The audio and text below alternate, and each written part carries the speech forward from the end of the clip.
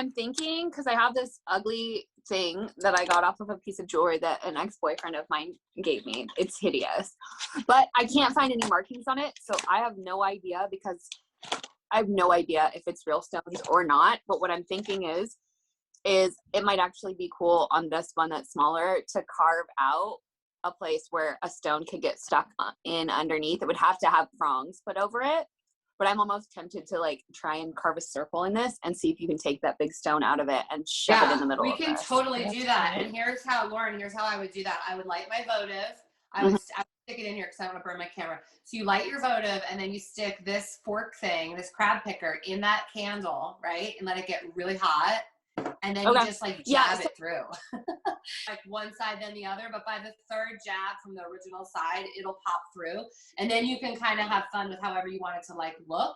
And then just make sure if you do you have the stone with you? Yeah, hold on. Because what I'm kind of thinking is I think it'd be cool to leave this going straight across the top. Yeah. And have the stone sticking out on both sides of it. But I don't know how much of a, because obviously I'm not going to be able to do that part.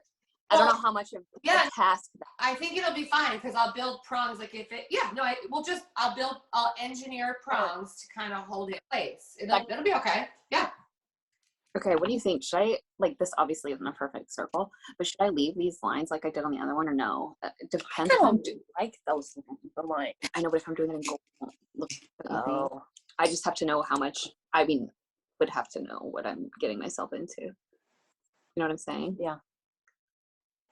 Like the lines on my mom's ring look really good, especially since she's worn it a bunch of times. So it's like, it's getting kind of beat up and it looks good.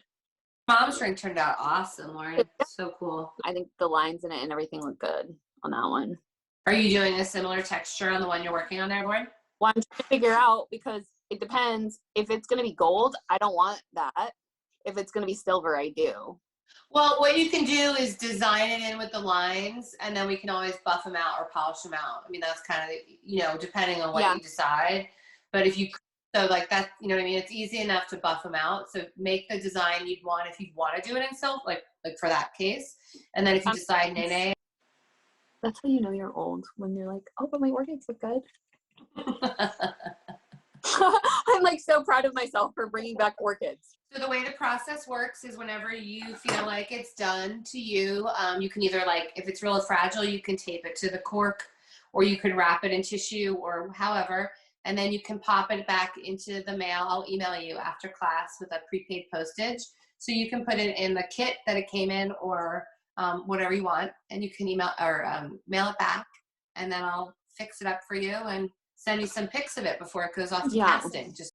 There's so many people who I could think of that would want to do this that don't live, They can't be in an actual. They can't be in a class. Well, just the other night I had sisters. So it was a mom and a sister who live here on Vashon, which is where I am right now physically.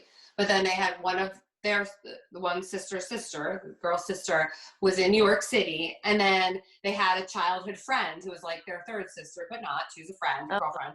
And she was two, like you are, like two folks in one location, me here. And then those other two that I just mentioned, New York and North Carolina. And it was so cool because like the mom was like, they were like totally reminiscing. The mom was like, I remember when you three were all in high school, and like they were just telling stories and stuff. So thank you. Thank you so much. Thank you, ladies. Have such a good night. You too.